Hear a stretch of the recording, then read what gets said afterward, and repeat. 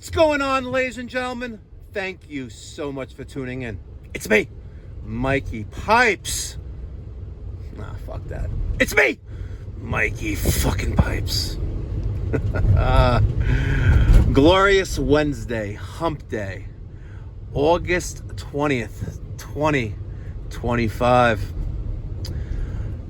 It's noon here in the great communist state of New York. And I just texted my wife. Right? Nothing like getting a call from the new guy running a service call by himself. And he asks, quote, "Can you bring some more pipe? I sold more work here," end quote. Yeah, let that sink in for a hot minute, folks. This morning, our new senior residential plumbing service technician started. A very distinguished gentleman, a few years older than me. Not only is he experienced, he's got a couple decades, and I mean a couple, I mean 2 folks, serving for our great country in the United States military. Hiring a veteran, I gotta tell you, oh, my God, it's amazing. It really is. It really is. Anyway, we ran a couple service calls this morning just to make sure that he knows what he says he knows and passed with flying colors. We replaced an expansion tank on a boiler, not just as a direct replacement. It was installed wrong, and we installed it right. We had to relocate the location of it. Did everything the way it should. Beautiful. And then we went on a pool heater service call, a Ray pack, and we didn't sell a new pool heater to them. No, we didn't do that. Pool heater's 8 years old, still functioning, and very impressed. So on the way back to the shop, because I'm not going to bombard him. We went over policies and procedures. We went over our CRM that we use, House Call Pro. And we got a phone call come in. Customer that Tavon, the other tech, and I went to yesterday. He's now ready for us to do the rest of the work. So I prepped the other new hire. Sent him on his way, and he just called me about 15 minutes ago. I was like, "Mike, I'm gonna need some more 3/4 inch L tubing here. I sold more work, and we got to get it done today." Mind you, he has roughly 25 feet of 3/4 L tubing. Not enough. And yeah, that's a blessing.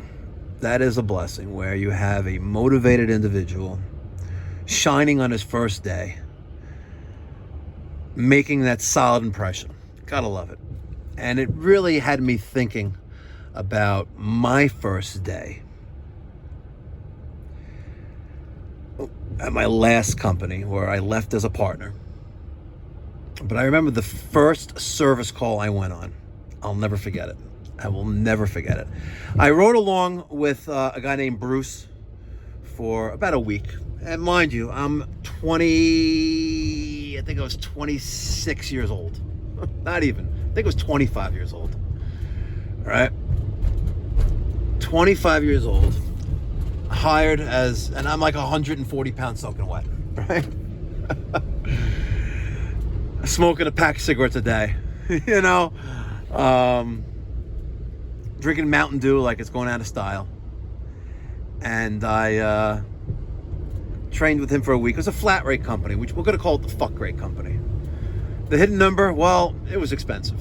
The hourly rate that's built into the price.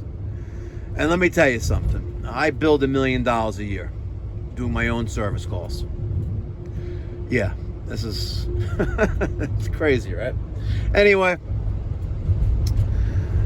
my first service call, I'm in Merrick, which is a hamlet in the town of Hempstead in Nassau County on Long Island in the great state of New York. And it's a colonial style house between Sunrise Highway and Merrick Road. I remember it. I remember it very vividly. It's on the north side of the street. I parked my Frank Setti Esposito truck, box truck, fully loaded. Got my tools in there, got my B tank, got my solder box. I got a fully inventory truck, and I'm like, let's see if I can do this. And the service call, all right, paper and pen, you know, the double, you know, there's an original and carbonless invoice. So there's a white copy that goes to the office, the customer gets the yellow.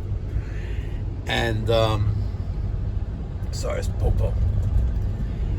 And the first line item, service call charge, $49.95. All right. Above that is the Hackstrom map coordinates.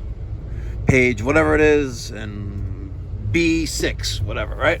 I pull up in front of the house.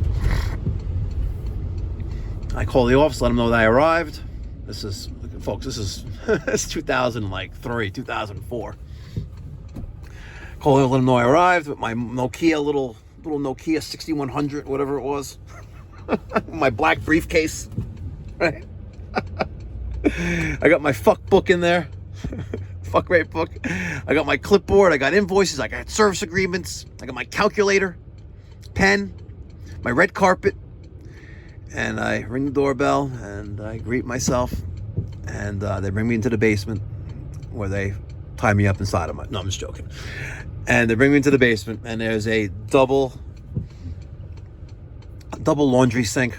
You know, it's like a kitchen sink downstairs, but double, so continuous waste. And it's all rotted out. So we need 2 basket strainers. I need 2 tail pieces. I need continuous waste tee.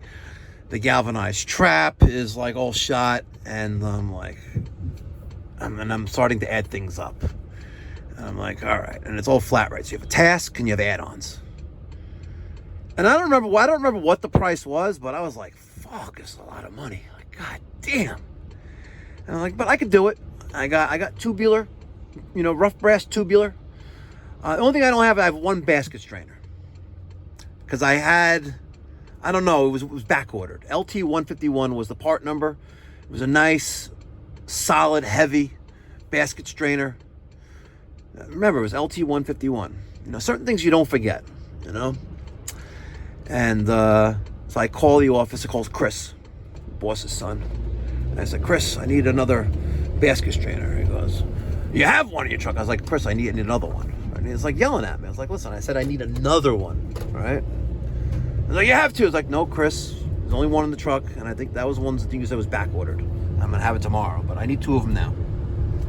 And he goes, hey, you can go to Blackman. And I was like, I got a lot of work here, but okay. But, you know, Al told me to call you if I need anything, and you're going to bring it to me, right? I go, no, I'm busy, whatever. Lo and behold, I told him I got work to do, and lo and behold, Chris brought me the basket strainer, an LT151. He drove all the way from Farmingdale and all the way to Merrick. And by the time he got there, I was twiddling with my thumbs up my asshole.